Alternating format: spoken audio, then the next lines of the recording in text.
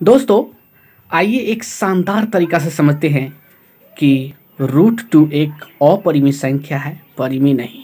दोस्तों, हमें आशा ही नहीं पूर्ण विश्वास है कि आप लोग को ये अच्छी तरह से समझ में आएगा। दोस्तों, ये है क्लास 10 से।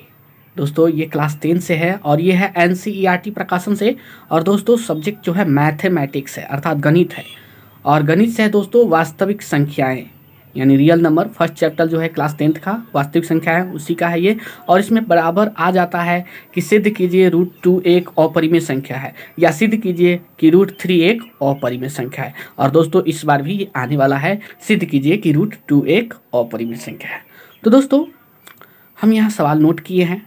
हमें क्या करना है? पहले ये तो कह रहा है कि हमें सिद्ध करना है कि √2 एक अपरिमेय संख्या है। तो दोस्तों, हम पहले करते क्या है, हम मान लेते हैं कि ये √2 जो है एक परिमेय संख्या है। मान लीजिए, हम कल्पना करते हैं, हम मान लेते हैं और यहाँ लिख देते हैं यदि संभव हो तो। यदि संभव हो तो माना √2 एक परिमेय संख्या है।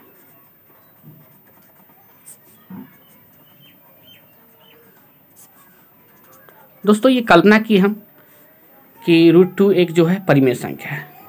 जब दोस्तों हम मान ले कि परिमेय है, तो ये परिमेय के शर्त को जो है पूरा करेगा। आप जानते हैं परिमेय संख्या क्या होता है? परिमेय संख्या होता है दोस्तों p/q के रूप में। परिमेय संख्या जो होता है क्या होता है? p/q के रूप में होता है, आप जानते हैं। यानी और इसमें क्या नियम है कि q = 0 नहीं होना चाहिए, नहीं तो परिमेय नहीं होगा। ठीक है, तो परिमेय संख्या क्या होता है? p/q के रूप में। तो ये जो है √2 हम मान लिए हैं परिमेय संख्या है, तो ये जो है परिमेय के शर्त को पूरा करेगा। ठीक है, तो लिख सकते हैं हम यहाँ पे, इसलिए लिखेंगे √2 = p/q। ये परिमेय संख्या का नियम है दोस्तों। जब ये परिमेय संख्या हो गया तो ये हो जाएगा p/q। और यहाँ पर लिखेंगे थोड़ा, जहाँ q = not 0, q = not 0, यानी q जो है 0 के बराबर नहीं है, तथा p और q सह अभाज्य है, सह अभाज्य है। सह अभाज्य आप लोग समझते होइएगा दोस्तों। सह अभाज्य वे संख्याएं होती है जिनके बीच जो है एक के सिवा अन्य कोई जो है संख्या उभयनिष्ठ गुणनखंड न हो। अर्थात दूसरे शब्दों में सह अभाज्य वे संख्याएं होती है दोस्तों जिनका आप जो मौसा निकालिएगा, यानी HCF, तो उसका जो मौसा एक आएगा, एक के सिवा अगर दूसरा आता है तो वो सह अभाज्य संख्याएं नहीं है। तो दोस्तों, यहाँ जो p और q सह अभाज्य है, यानी इसके बीच जो है कोई भी जो उभयनिष्ठ गुणनखंड नहीं है। यही है परिमेय संख्या का शर्त। ये परिमेय संख्या का दोस्तों शर्त है कि q = 0 नहीं होना चाहिए और p और q के बीच कोई भी जो है उभयनिष्ठ गुणनखंड नहीं होना चाहिए। तो ये हम लिखे हैं दोस्तों, समझ सकते हैं दोस्तों। यहाँ हम थोड़ा आपको समझाते हैं कि सह अभाज्य होता क्या है। जैसे मान लीजिए दोस्तों, ये 5 और 7, मान लीजिए ये p = 5 है और q = 7 है, तो क्या ये संख्या सह अभाज्य है? तो देखिए, आप इसका जो HCF कीजिएगा, HCF, तो इसमें क्या होगा, सिर्फ 5 से लेगा एक बार में, और इसका जो होगा ये होगा 7 से लेगा एक बार में। यानी कि देख रहे हैं कोई उभयनिष्ठ गुणनखंड नहीं। इसका HCF जो आ जाएगा दोस्तों 1 आएगा, 1। यानी ये जो 5 और 7 जो है सह अभाज्य है। ठीक है दोस्तों, आप सह अभाज्य अच्छी तरह से समझ गए होइएगा। बढ़ते हैं आगे दोस्तों। अब क्या करना है दोस्तों, आगे हमको यहाँ तक तो हम लिखे। अब क्या करते हैं, दोनों तरफ हम वर्ग कर देते हैं, दोनों तरफ वर्ग कर देते हैं। लिखते हैं यहाँ पे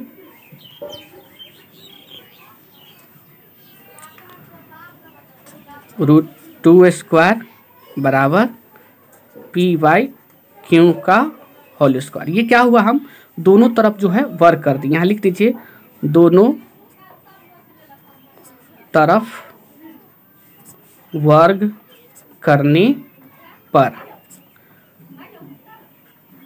दोनों तरफ जो है क्या कर दिए हैं, वर्ग। दोनों तरफ वर्ग करने पर क्या हो गया, √2 का स्क्वायर हो गया, होल स्क्वायर, और ये p/q का होल स्क्वायर। दोनों तरफ हम वर्ग कर दिए हैं दोस्तों। ये जो है दोनों तरफ आप वर्ग कर सकते हैं, दोनों तरफ समान संख्या से गुना कर सकते हैं, दोनों तरफ समान संख्या से भाग भी दे सकते हैं, ऐसा होता है इसमें। तो अब क्या करते हैं दोस्तों, आगे इसको सॉल्व करते हैं, आगे बढ़ते हैं। या इसका जो स्क्वायर कीजिएगा दोस्तों, तो ये रूट इसका हट जाएगा, सीधा आ जाएगा 2, और इसका स्क्वायर कीजिए, आप अलग अलग कर दीजिए, यानी p² और बटा q², ऐसे कर दीजिए। अब क्या कीजिए, ये जो इधर भाग के रूप में है इसको पक्षांतर कर दीजिए, इधर ले आइए गुणा के रूप में, इसके गुणांक के रूप में ले आइए। या लिखिए या 2q² = p², ये हो गया। और यहाँ मान लीजिए अब समीकरण 1, क्या मान लीजिए, समीकरण 1, यहाँ तक आपका समीकरण 1 हो गया।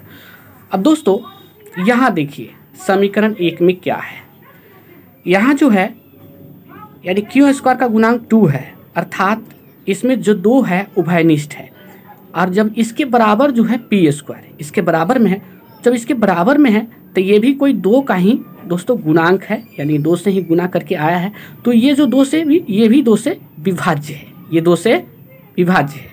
तो लिखेंगे यहाँ पे, यहाँ हम एक शब्द लिखेंगे, यहाँ p² 2 से क्या है, 2 से विभाजित है, और p भी 2 से विभाजित है।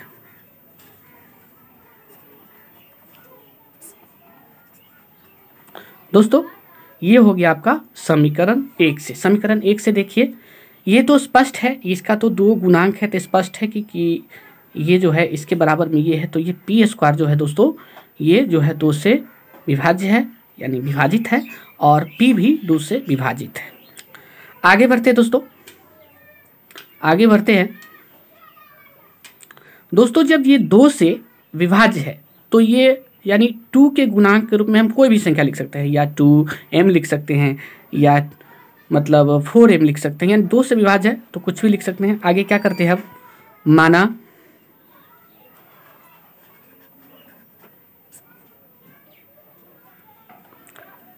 p = 2m, मान लिए p = 2m, चूंकि जब ये 2 से विभाज्य है तो p बराबर आ जाएगा 2m के रूप में।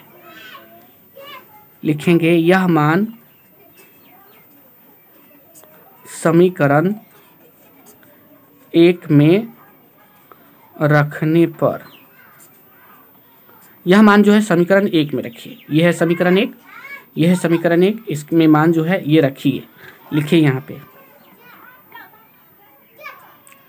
2q² बराबर 2m का होल स्क्वायर, यहाँ स्क्वायर है दोस्तों, तो ये होल स्क्वायर होगा।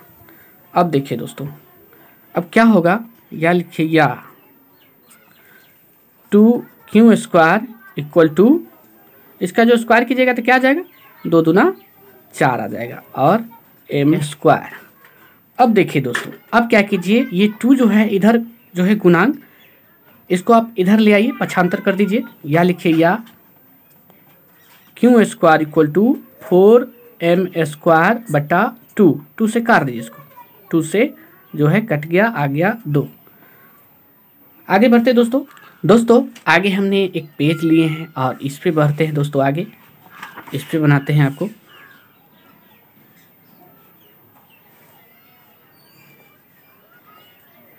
या लिखेंगे या q² = 2m², और ये हो गया दोस्तों समीकरण 2। अब देखिए समीकरण 2 में दोस्तों q² = है 2m², ये तो 2 से विभाज्य है, जब इसके बराबर में ये है q² तो ये भी 2 से जो है विभाज्य है दोस्तों। तो यहाँ लिखेंगे, यहाँ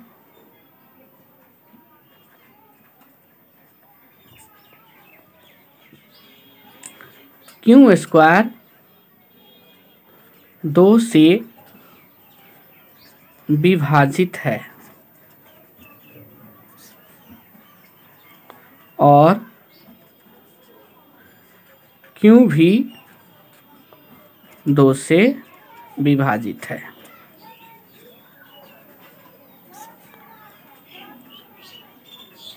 दोस्तों ये हो गया समीकरण 2 से। अब देखिए दोस्तों, समीकरण 1 में क्या था? समीकरण 1 में था कि पी स्क्वायर जो 2 से विभाजित है और पी भी 2 से विभाजित है, और समीकरण 2 में निकल गया जो क्यू स्क्वायर 2 से विभाजित है और क्यू भी 2 से विभाजित है। तो अब हम समीकरण 1 और 2 दोनों की दोस्तों तुलना करते हैं। लिखते हैं समीकरण 1 और 2 से P और Q का उभयनिष्ठ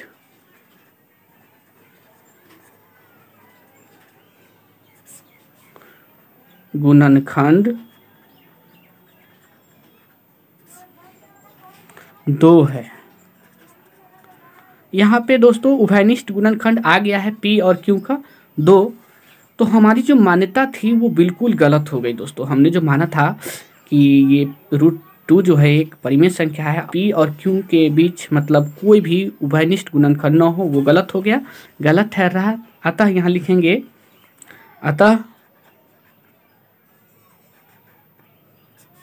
हमारी मान्यता गलत थी।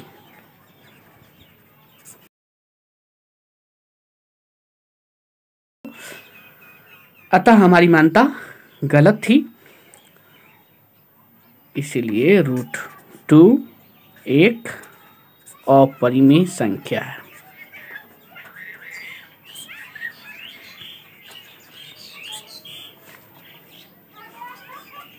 प्रूव्ड, ये प्रूव्ड हो गया दोस्तों, और साथ में ये सवाल भी सॉल्व हो चुका है।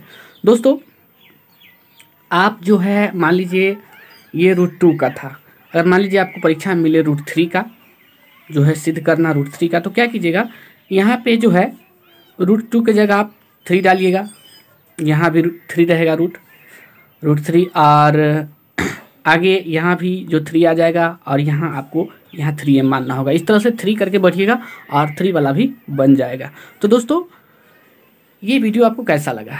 यदि अच्छा लगा हो तो वीडियो के नीचे आपको लाल वाला बटन दिखाई देता होगा, आप उसे दबाइए, हमारे चैनल को सब्सक्राइब कीजिए, हमारे साथ जुड़िए और मैट्रिक परीक्षा की बेहतर तरीक़ा से तैयारी कीजिए। दोस्तों मिलते हैं आगे एक नई वीडियो के साथ, तब तक के लिए जय हिंद।